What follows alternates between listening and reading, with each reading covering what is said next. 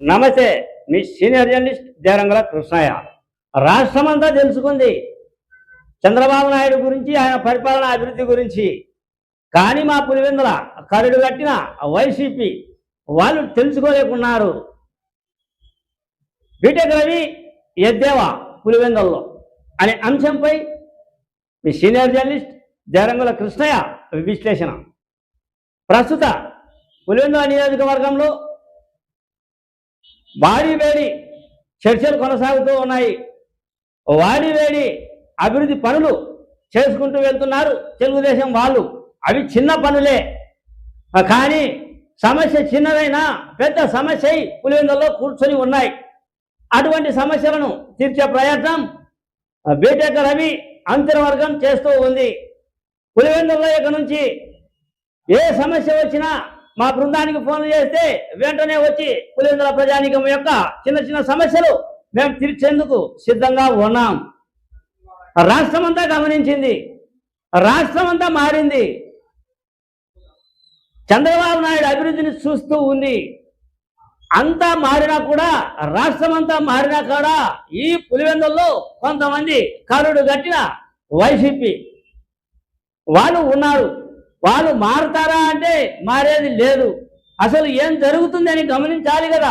ఒక్కసారైనా ఇంట్లో చెల్లెళ్ళు తిడుతూ ఉన్నారు వాళ్ళ కుటుంబం గురించి, ఒక్కసారి కాదు ఎన్నోసార్లు.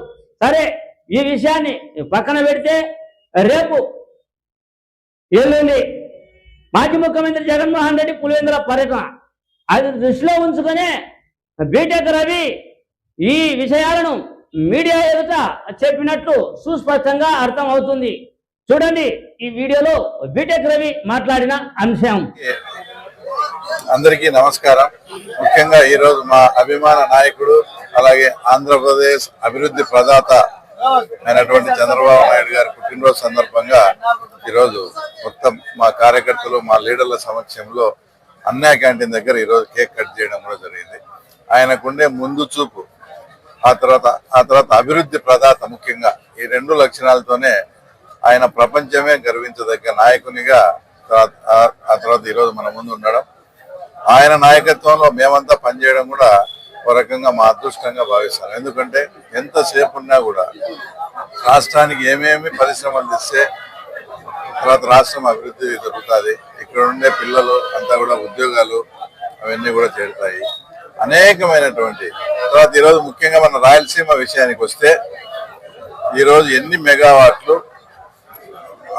ఆ తర్వాత సౌరశక్తి లేకుండా ఎన్ని మెగావాట్లు వర్క్ జరుగుతుంది. జమ్మలమూడి కాన్స్టిట్యున్సీలో కానీ, అలాగే పులివెందుల కాన్స్టిట్యున్సీలో చక్రాపేట దగ్గర ఒక 500 మెగావాట్లు వస్తే, లింగాల మండలంలో కూడా విండ్ పవర్, ఇవన్నీ అంటే గ్రీన్ ఎనర్జీ ఇదంతా ఒకవైపు అయితే, గండికోట తర్వాత పైడిపాలెము ఇదంతా హైడ్రో పవర్ కూడా దాదాపు 2000 మెగావాట్లతో, అంటే విద్యుత్ రంగంలో ఈ రకంగా సాగునీటి పరంగా ఈరోజు మీరు అంద్రి నివా చూసుకుంటే మొత్తం ఈ అంద్రి నివాతో కుప్పం వరకు నీళ్లు తీసుకుపోయేటప్పుడు మధ్యలో వచ్చే మొత్తం చెరువులన్నీ నింపుకుంటూ, అందులో భాగంగా మా ఎర్రబల్లి చెరువును కూడా మేము నింపడం జరిగింది.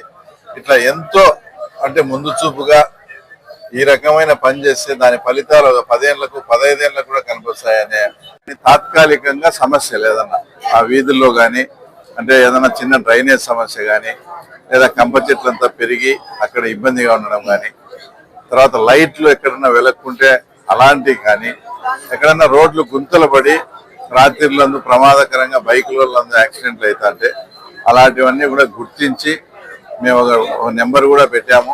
ఆ టోల్ ఫ్రీ నెంబర్కి ఫోన్ చేస్తే మీరు ఫోన్ చేసిన 24 గంటల్లోగా అక్కడికి చేరి మా బృందం తప్పకుండా ఆ సమస్యను పరిష్కారం చేసే దిశగా కూడా తర్వాత మేము ప్లాన్ చేస్తూ ఉన్నాం. మేము ఈ రకంగా అభివృద్ధి చేసుకుంటా ఉంటే ఇంకా వాళ్ళ లీడర్లను ఏదో మావిగేనని మాట్లాడి ఎంత అబాసు పాలైన జగన్ రెడ్డిని ఇంకా వాళ్ళు మా లీడర్ అట్లాటోడు, మా అవినాష్ ఇట్లాటోడు అని అసలు ఇంకా వాళ్ళకి సిగ్గు లేదేమో.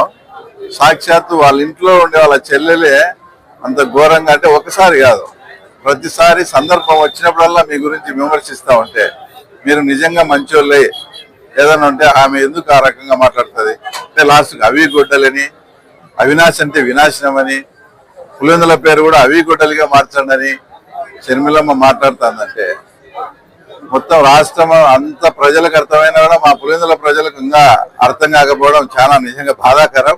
దయచేసి వాస్తవాలు తెలుసుకోండి. ఎందుకు షర్మిలమ్మ గారు కానీ మిగతా వాళ్ళు కానీ ఆ రకంగా మిమ్మల్ని అవినాశ్ అంటే వినాశనం అంట, పులివెందులు అంటే అవిగుడ్డలని మాట్లాడే పరిస్థితికి వచ్చి మన పులివెందుల పరువు ప్రతిష్టలు కానీ దిగజార్చే విధంగా ఈ నాయకులు ప్రవర్తించారు. కాబట్టి మేము అందరం తెలుసుకున్నాం, రాష్ట్ర ప్రజలు తెలుసుకున్నారు.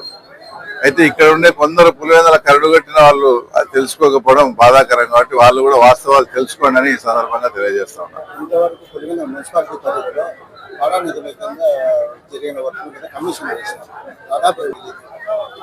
ఆ కమిషన్ అదంతా జనరల్ గా చూస్తా అన్నాడు.